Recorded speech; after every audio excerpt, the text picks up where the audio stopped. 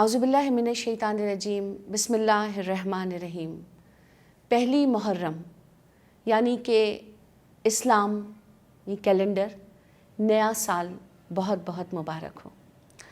ناظرین، محرم الحرام سے ہمارا نیا سال شروع ہوتا ہے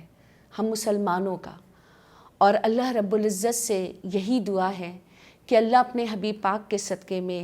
اس نئے اسلامی سال کی شروعات کے صدقے میں میری اور آپ کی تمام پریشانیوں کو دور کرے، اہل اسلام کی تمام پریشانیوں کو دور کرے، اہل پاکستان کی تمام پریشانیوں کو دور کرے، اور اپنے حبیب پاک کے صدقے میں پاکستان کے اوپر ایک ایسا حاکم آئے، ایک ایسا رکھوالا آئے، ایک ایسا پیار کرنے والا آئے جو اس ملک کی اور اس ملک میں رہنے والوں کی قسمتوں کو سنوار دے۔ یوں تو محرم اسلامی پہلا مہینہ ہے، لیکن اس اسلامی مہینے میں اگر دیکھیں تو بڑے دکھ، بڑے درد،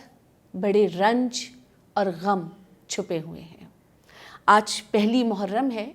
کہ اسلام کی ابتدا، اسلامی مہینے کی جو ابتدا ہو رہی ہے وہ شہادت حضرت عمر فاروق رضی اللہ تعالیٰ عنہ سے ہو رہی ہے۔ حضرت عمر فاروق رضی اللہ تعالیٰ عنہ کون؟ وہ حضرت عمر فاروق رضی اللہ تعالیٰ عنہ کہ جو مطلوب رسول صلی اللہ علیہ وسلم ہیں، جو وزیر رسول صلی اللہ علیہ وسلم ہیں، جو مراد رسول صلی اللہ علیہ وسلم ہیں، کہ جو سرکار علیہ السلام کے سسر بھی ہیں، جن کے لیے سرکار علیہ السلام فرماتے ہیں کہ اگر میرے بعد کوئی نبی ہوتا تو وہ عمر ہوتے، جن کے لیے سرکار علیہ السلام فرماتے ہیں کہ عمر جس راستے سے گزرتا ہے وہاں سے شیطان نہیں گزرتا، کہ جن کے لیے سرکار علیہ السلام فرماتے ہیں عرفات کا میدان ہے حج کے موقع پہ، اور سرکار علیہ السلام فرما رہے ہیں کہ اللہ رب العزت اس وقت ہر مسلمان کو جو سرکار علیہ السلام کے ساتھ موجود تھے عرفات کے میدان میں بے انتہا محبت کی نگاہ سے دیکھ رہے ہیں، اور سب سے زیادہ محبت کی نگاہ سے وہ اس وقت عمر بن خطاب رضی اللہ تعالیٰ عنہ کو دیکھ رہے ہیں۔ یہ صحابی دوسرے امیر المومنین سرکار علیہ السلام کے نزدیک ترین جو 4 صحابیوں کا حلقہ ہے کہ حضرت ابو بکر صدیق رضی اللہ تعالیٰ عنہ، حضرت عمر فاروق رضی اللہ تعالیٰ عنہ، حضرت عثمان غنی رضی اللہ تعالیٰ عنہ، اور ابو تراب مولا کائنات حضرت علی رضی اللہ تعالیٰ عنہ۔ سرکار علیہ السلام فرماتے ہیں کہ میرے اصحاب ستاروں کی مانند ہیں، تم جس کی بھی اتباع کرو گے فلاح پاؤ گے۔ تو آج کیونکہ شہادت حضرت عمر فاروق رضی اللہ تعالیٰ عنہ ہے، تو میں چاہوں گی کہ بحیثیت مسلم حضرت عمر فاروق رضی اللہ تعالیٰ عنہ کو بیان تو کیا جائے، لیکن آپ کی زندگی سے وہ سبق سیکھنے کی کوشش کریں۔ ہم لوگ محبتوں کا دعویٰ کرتے ہیں، عقیدتوں کا دعویٰ کرتے ہیں، مگر وہ محبت، وہ عقیدت ہماری زندگیوں میں دکھتی کیوں نہیں ہے؟ میرے رب کا ہر کام یقیناً وہ جانتا ہے کہ اس کے پیچھے کیا مقصد ہے، کہ اسلام کا آخری مہینہ ذی الحج وہ بھی قربانی، اور اسلام کا پہلا مہینہ محرم الحرام وہ بھی قربانی، کہ پہلی محرم حضرت عمر فاروق رضی اللہ تعالیٰ عنہ کی شہادت، اور 10 محرم جگرِ گوشہ رسول حضرت علی کے دل کا نور، سرکار علیہ السلام کا پیار، بی بی فاطمہ الزہرا کی آنکھوں کی ٹھنڈک،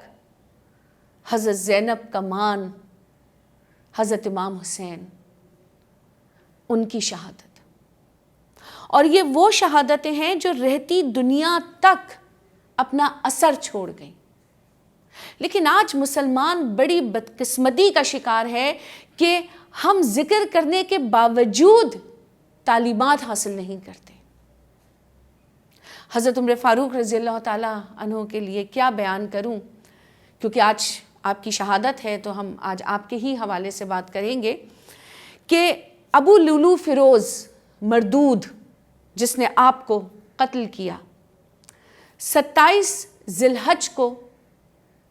نماز کی نیت جیسے ہی حضرت عمر فاروق رضی اللہ تعالیٰ عنہ نے ماری، اس نے 2 دھاری خنجر سے آپ کے اوپر حملہ کیا اور تقریباً 6 وار مستقل کیے اور آپ گر پڑے۔ مگر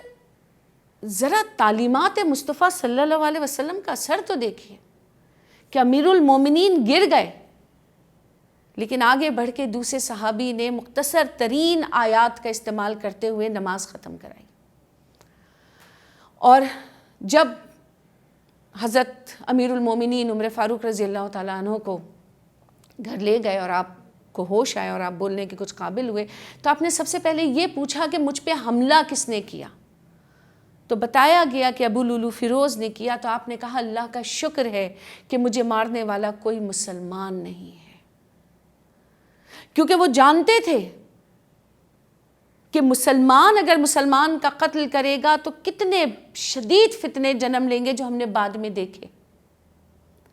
اور حضرت عمر کو اس بات کا اندازہ تھا، کیونکہ ابو لولو فیروز ان کو یہ دھمکی دے کے گیا تھا، مگر انہوں نے اس کو نہ گرفتار کیا تھا، نہ کسی قید میں رکھا تھا، نہ کوئی پابندی لگائی تھی، نہ ہمارے آج کے حکمران جن کو کوئی خطرہ بھی نہیں ہوتا اور وہ اتنے بڑی بڑی سیکیورٹی کے ساتھ گھومتے، نہ اپنے ساتھ کوئی سیکیورٹی رکھی تھی، کیونکہ توکل رکھتے تھے، دل میں کوئی ڈر نہیں تھا، جانتے تھے کہ زندگی اور موت اللہ کے ہاتھ میں ہے۔ کہ حضرت عمر نے ہمیشہ یہ بات کہی ہے کہ تم رزق کی فکر نہ کرو، کہ رزق اور موت اللہ کے ہاتھ میں ہے، اور یقین جانے کہ جس مسلمان کا توکل اس بات کے اوپر مکمل ہو جائے کہ رزق اور موت اللہ کے ہاتھ میں ہے تو وہ کبھی نہیں بھٹکتا۔ ہمارے اندر سے تو توکل بالکل ہی ختم ہو گیا۔ حضرت عمر فاروق رضی اللہ تعالیٰ عنہ کے اگر دور جہالت میں دیکھوں، یعنی کہ اسلام لانے سے پہلے بھی دیکھوں، تو آپ کی شخصیت بڑی قداور تھی۔ جس خاندان سے آپ کا تعلق تھا، آپ پڑھنا لکھنا جانتے تھے، آپ بہترین شاعری کرتے تھے،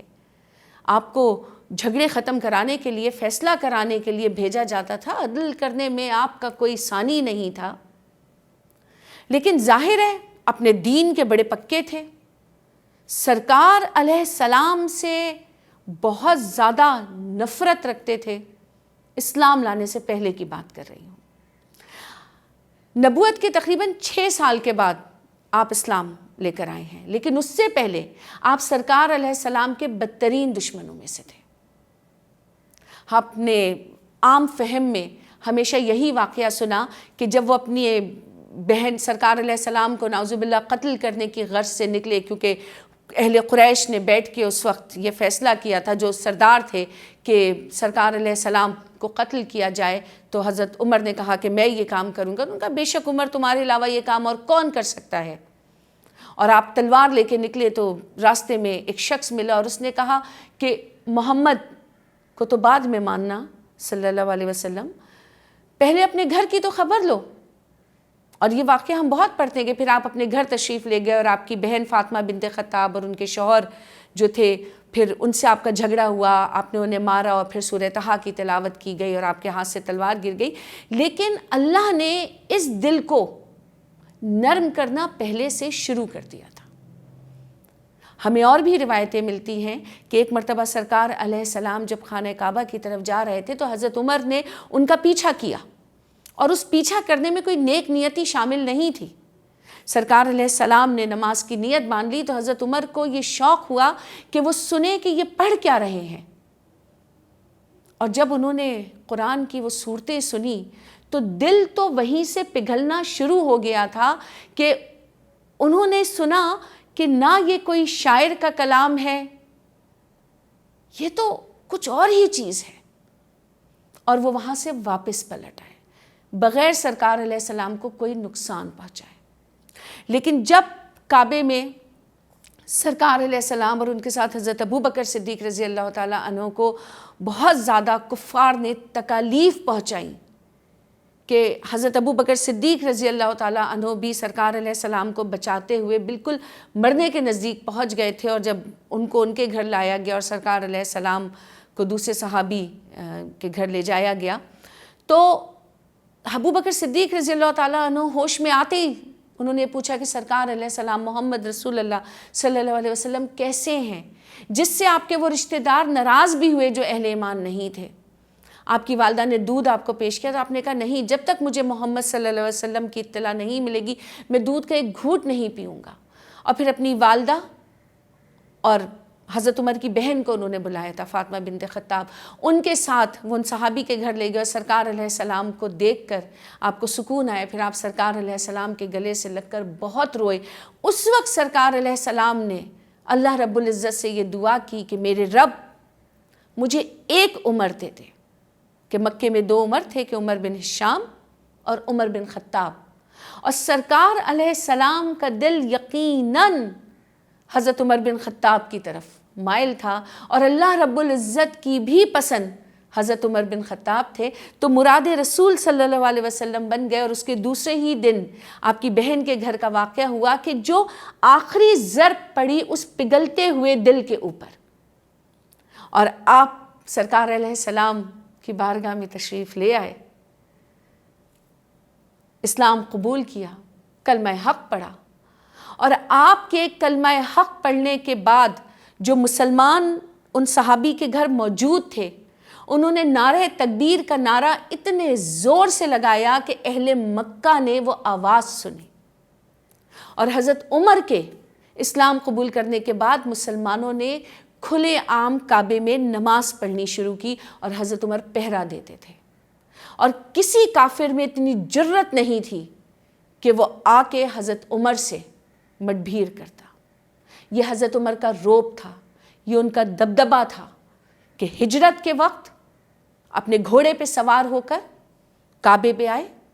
اور کہا کہ عمر بن خطاب کل مکے سے مدینہ ہجرت کرے گا، اور جس میں عمر کو روکنے کی ہمت ہو وہ مجھ سے مکے کے باہر ملے۔ ایک شخص نہیں آیا، تو مراد رسول ایسے تو نہ بن گئے تھے،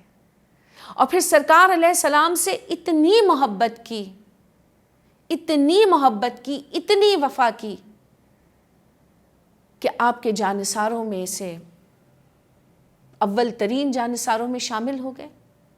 زندگی میں جنت کی بشارت حاصل کر رہی 10 مبشرین میں سے ہیں، اور نہ صرف آپ 10 مبشرین میں سے ہیں بلکہ آپ کو یہ فضیلت بھی حاصل ہے کہ آپ کے خاندان میں سے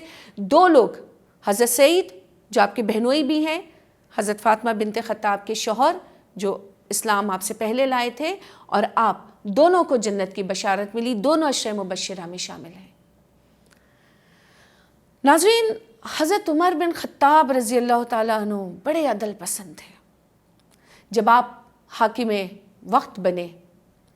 تو آپ نے جس طریقے سے نظام چلایا، 22 لاکھ مربع میل کی ریاست آپ کے پیروں کی تھی، فاتح تھے آپ، 22 لاکھ مربع میل کے حاکم تھے، حکمرانی کرتے تھے، مگر در حقیقت خدمت کرتے تھے، کہ حضرت ابو بکر کی طرح رات کو نکلتے تھے، پہرا دیتے تھے، لوگوں کی بارے میں جاننے کی کوشش کرتے تھے، کیونکہ دل میں اس بات کا احساس تھا کہ اگر دجلہ کے کنارے ایک کتا بھی پیاس سے مر گیا تو اللہ اس کا حساب عمر سے لے گا۔ کاش آج کے حکمرانوں میں اتنا سا احساس پیدا ہو جائے۔ بڑی بڑی لوگ باتیں کرتے ہیں دین کی، اسلام کی، لیکن کیا ایک حکمران بھی میرے ملک کا ایسا ہے؟ کتا تو دور، معصوم بچے بھوک سے بلکتے ہوئے مر جاتے ہیں، لوگ اپنے بچوں کو زہر دے رہے ہیں، خود اپنی جانیں لے رہے ہیں۔ ہمارے حاکم وقت یہ نہیں سوچتے کہ اس کا حساب ان سے لیا جائے گا؟ وہ کن ہواؤں میں ہیں؟ ذرا عمر بن خطاب کو دیکھیے نا کہ میرے بعد کوئی نبی ہو تو عمر ہو. سرکار علیہ السلام فرما رہے ہیں شیطان نہیں آتا عمر کے راستے میں. وہ عمر رات کو نکلے تو دیکھا کہ بچے بیٹھے رو رہے ہیں اور ماں کھانے ایک ہنڈیا چڑھی ہوئی ہے, اس میں چمچہ چلائے جا رہی ہے. غصے سے پوچھا کہ کیوں روتے ہیں؟ کہا بھوکے ہیں. کہا کھانا کیوں نہیں دیتی؟ اس میں کیا ہے؟ کہا پانی ابل رہا ہے. کہا کھانا کیوں نہیں دیتی؟ کہا کچھ ہے نہیں. کہا کچھ کیوں نہیں ہے؟ کہتی یہ میرا اور عمر کا معاملہ ہے جو میں اللہ کے یہاں اس سے پوچھوں گی. حضرت عمر پہ کپ کپی چھا گئی, دوڑ لگائی بیت المال کی طرف, پیٹھ پہ سامان لادا, کمر پہ لادا, پیچھے غلام اسلم چلا آ رہا ہے کہ مجھے کچھ بوجھ دے دیجئے. فرمایا کیا قیامت میں بھی تم میرا بوجھ اٹھاؤ گے؟ خود اس عورت کے گھر آئے, جلدی جلدی شہد لائے, جو لائے, چیزیں جو لائے تھے اس سے میٹھا حلوہ بنایا, ان بچوں کو کھلایا اور وہ بچے ہنسنے لگے. تو اس عورت نے کہا کہ کاش عمر کی جگہ تم مدینے کے حاکم ہوتے. وہ پہچانتی نہیں تھی کہ یہ حضرت عمر ہے. کہا کل تم حاکم وقت کے پاس آنا تو میں بھی تمہیں وہیں ملوں گا. یہ ہے حضرت عمر کا کردار. حضرت عمر کے کردار کو دیکھنا ہے, استقامت کو دیکھنا ہے, توکل کو دیکھنا ہے, اللہ کی ذات پہ یقین کو دیکھنا ہے, سرکار علیہ السلام سے محبت کو دیکھنا ہے. تو اس یہودی کے واقعے کو ذرا ذہن میں لائیے کہ آپ 22 لاکھ مربع میل کی سلطنت کے اوپر حکومت کرتے ہیں اور آپ کے کپڑوں میں پیوند ہی پیوند ہے, اور درخت کے نیچے بیٹھے ہیں اور تکیے کی جگہ اینٹ کے اوپر سر رکھ کے سویا کرتے تھے. اور ایک یہودی آیا اور اس نے ایک چھوٹی سی بوتل دی تحفے میں اور کہا کہ عمر اس میں اتنا تیز زہر ہے کہ اگر مدینے کے کنویں میں ڈال دو اور 100 سال تک اس سے کوئی پانی پیے گا تو بچے گا نہیں. حضرت عمر نے اس کی طرف دیکھا اور پانی منگوایا. کنویں میں کتنا پانی ہوتا ہے اس کا اندازہ شاید مجھے اور آپ کو نہیں ہے, کیونکہ وہ تو اللہ کی قدرت سے زمین سے نکلتا رہتا ہے. آپ نے اس پیالے میں وہ چھوٹی زہر کی بوتل جو وہ کنویں میں ڈال کے 100 سال تک کہہ رہا تھا لوگ بچیں گے نہیں, اس پیالے میں ڈال لی اور آپ وہ اللہ کا نام لے کے بسم اللہ الرحمن الرحیم کہہ کے پی گئے. اور یہودی نے دیکھا کہ آپ کا چہرہ پہلے سیاہ پڑا, پھر نیلا پڑا, پھر سرخ پڑا اور پھر نارمل ہو گیا. آپ نے فرمایا کہ بے شک زندگی اور موت اللہ کے ہاتھ میں ہے, تیرے زہر میں نہیں ہے. یہ ہے حضرت عمر فاروق رضی اللہ تعالیٰ عنہ کہ خود بھوکے ہیں, سلطنت کا خیال ہے, خود کے کپڑوں میں پیوند لگا ہوا ہے, سلطنت کا خیال ہے, کوئی گارڈ نہیں, کوئی نرم ملائم بستر نہیں, کسی طرح کا ڈر اور خوف نہیں. ہمارے جو دین کی بنیادیں ہیں وہ ان ستونوں پہ ہیں کہ کی محمد سے وفا تو ہم تیرے ہیں, یہ جہاں چیز ہے کیا لوح و قلم تیرے ہیں. تو یہ وہ لوگ ہیں جنہوں نے سرکار علیہ السلام سے محبت کی, سرکار علیہ السلام سے وفا کی, تو اللہ نے ان کو دین بھی دے دیا, اللہ نے ان کو دنیا بھی دے دی, اللہ ان سے تا قیامت راضی ہو گیا. کہ سرکار علیہ السلام فرماتے ہیں کہ حضرت ابو بکر اور حضرت عمر جنت کے جو بڑے لوگ ہوں گے ان کے سردار ہیں, جیسے کہ حضرت امام حسین اور حضرت امام حسن جنت کے جوانوں کے سردار ہیں. اسی طرح سرکار علیہ السلام نے فرمایا کہ عمر رات کو میں نے جنت میں دیکھا کہ ایک بڑا حسین محل ہے کہ جس کی ایک اینٹ زمرد کی ہے, تو ایک اینٹ یاقوت کی ہے, تو ایک اینٹ اس کی لال کی ہے. تو اتنا وہ حسین محل تھا کہ میں نے پوچھا کس کا ہے, تو کہا گیا کہ آپ کی ہی امت کا ایک شخص ہے جس کا ہے, اور پھر بتایا کہ آپ کے غلام عمر کا ہے. تو یہ وہ رتبے ہیں, ان سے نسبتیں جوڑیے. اس مملکت پاکستان پہ حکومت کرنے کے شوقین لوگ. ناظرین, وقت کم پڑ جائے گا, الفاظ کم پڑ جائیں گے, لیکن حضرت عمر یا کسی بھی، میں کہتی ہوں اگر خلیفہ کے بارے میں جو چاروں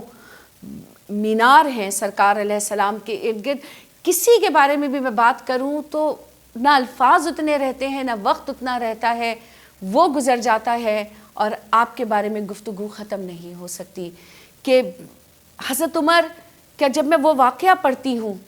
کہ مصر میں لوگ اسلام لائے اور آپ کے پاس آ کے کہا کہ ہمارے پاس ایک بڑی بری رسم ہے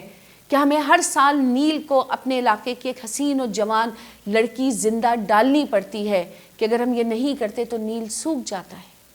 مگر اسلام میں اس کی اجازت نہیں ہے، تو ہم کیا کریں؟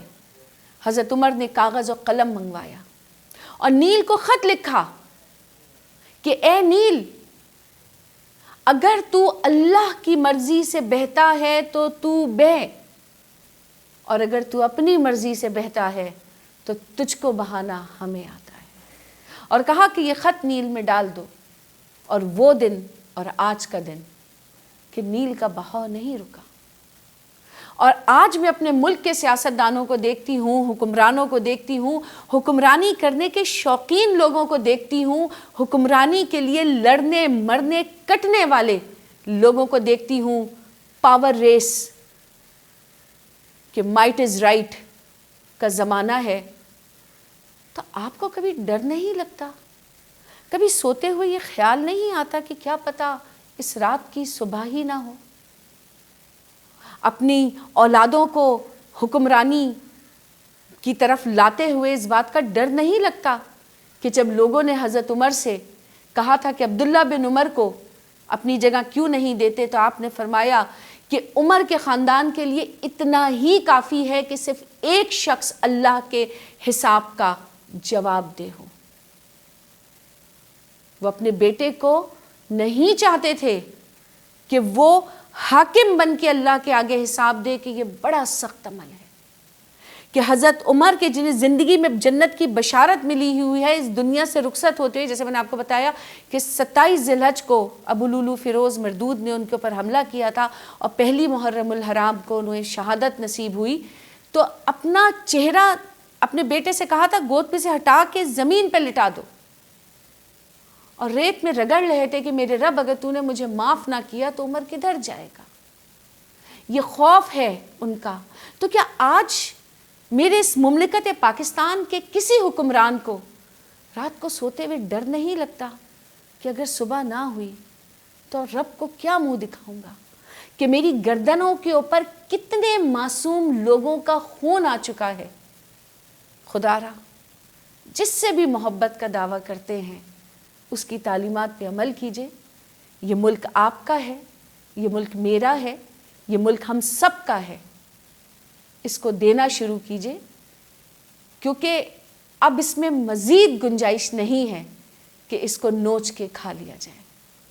اللہ اس مہینے کی برکت سے، اس اسلامی نئے سال کی برکت سے، اپنے حبیب پاک کے صدقے میں، اس کے چاہنے والوں کے صدقے میں، قربانی حسین کے صدقے میں ہم سب کی پریشانیوں کو دور کر دے اور پاکستان کو رہتی دنیا تک سرسبز و شاداب اور آباد رکھے. اللہ حافظ.